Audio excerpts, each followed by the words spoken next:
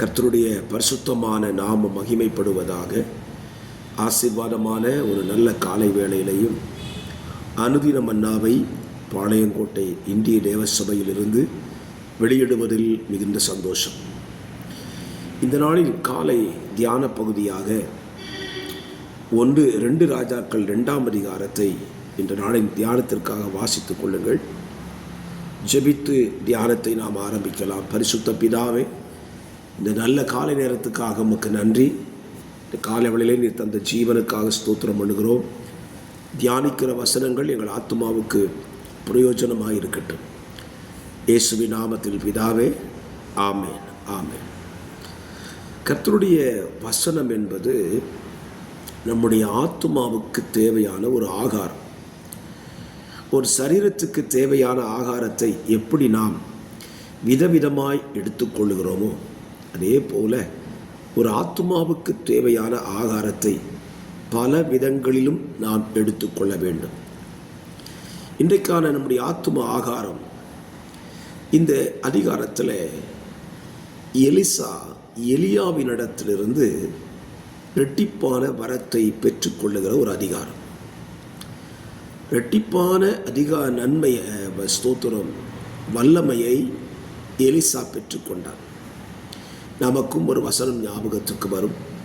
இரட்டிப்பான நன்மையை தருவேன், இன்றைக்கே தருவேன் என்பதை நமக்கு ஞாபகத்துக்கு வரும். இந்த வருஷத்தின் வாக்கு தத்துவத்தை நாம் அதை தியானித்தோம். எல்லாருக்கும் ஆசை இரட்டிப்பான நன்மையை பெற வேண்டும், இரட்டிப்பான வரங்களை பெற்றுக்கொள்ள வேண்டும், இரட்டிப்பான ஆசீர்வாதத்தை பெற்றுக்கொள்ள வேண்டும். நல்லது. ஆனால் அந்த இரட்டிப்பான ஆசீர்வாதத்தை பெற்றுக்கொள்வதற்கு நாம் செய்ய வேண்டியது என்ன?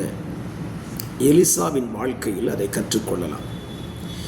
எலிசா இந்த நன்மையை பெற்றுக்கொள்வதற்கு முதலாவது அவன் செய்த காரியம், எலியாவுக்கு அவன் வேலைக்காரனாக இருந்தான்.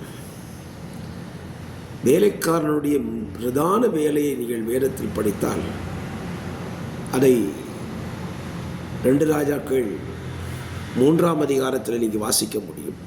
எலியாவின் கைகளுக்கு தண்ணீர் வார்த்த சாப்பாத்தின் குமாரனாகிய எலிசா செய்த முதல் வேலை, எலியாவின் கைகளுக்கு தண்ணீர் வார்த்தான். அதை எப்படி புரிஞ்சுக்கிடலாம்? சிம்பிளாக புரியணும்னா, அவன் சாப்பிட்டு முடிச்சா அவன் கை கழுவுவதற்கு கூட அவன் தண்ணி ஊற்றிருக்கணும். தண்ணீர் வார்த்தை. தண்ணீர் வார்த்தல் என்பது பல கோணங்களை எடுத்துக்கொள்ளலாம். அப்படின்னா கை கழுவுவதற்கு கூட எலிசா உதவிகரமாக இருந்தார். இன்றைக்கும் தேவனிடத்திலிருந்து ஒரு நன்மையை நாம் பெற்றுக்கொள்ள வேண்டுமானால் தேவனுக்கு பணிவிடை செய்கிறவர்களாய், தேவனுடைய வேலைக்காரர்களாய் இருக்க வேண்டும். எந்த வேலையை சொன்னாலும் செய்யக்கூடிய மனநிலை நம்மிடத்தில் இருக்க வேண்டும். இரண்டாவது, எலியாவினுடைய வேலைக்காரனாக இருந்த எலிசா இரட்டிப்பான வரத்தை பெற்றுக்கொள்வதற்கான 2வது காரணம், வாழ்க்கையில் எத்தனை தடைகள் வந்தாலும் அதை எல்லாவற்றையும் தாண்டி சென்று தான் அதை பெற்றுக்கொண்டார். அந்த தடை யாராலே வருகிறது? தான் நம்பி போன தன்னுடைய எஜமானனாலே வருகிறது. இந்த அதிகாரத்தில் நீங்கள் எலியாவினுடைய வார்த்தைகளை பார்க்க முடியும். கர்த்தர் என்னை கில்காலுக்கு புறப்பட்டு போனார்கள். கர்த்தர் என்னை பெத்தேலுக்கு அனுப்புகிறார் என்று சொல்லுகிறான். கர்த்தர் என்னை எரிகோவுக்கு அனுப்புகிறார் என்று சொல்லுகிறான்.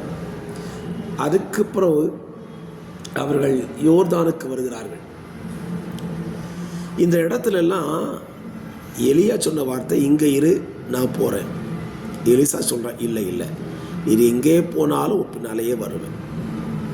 இரட்டிப்பான நன்மையை பெற்றுக்கொள்ளணும்னா தேவனை தடைகளை தாண்டி நாம் பின்பற்றினால் இரட்டிப்பான நன்மைகளை பெற்றுக்கொள்ளலாம். ஆகவே இந்த காலவெளியில் தடைகளை தாண்டி போய் இரட்டிப்பான நன்மைகளை பெற்றுக்கொள்ளுங்கள். அது உங்களுக்கு ஆசீர்வாதமாக இருக்கும். பிதாவே, இந்த வார்த்தையின்படி உடைய பிள்ளைகளை இரட்டிப்பான நன்மையினால் நிரப்பி ஆசீர்வதியும்.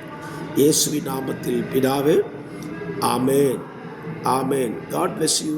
கர்த்தர் ஆசீர்வதிப்பாராக.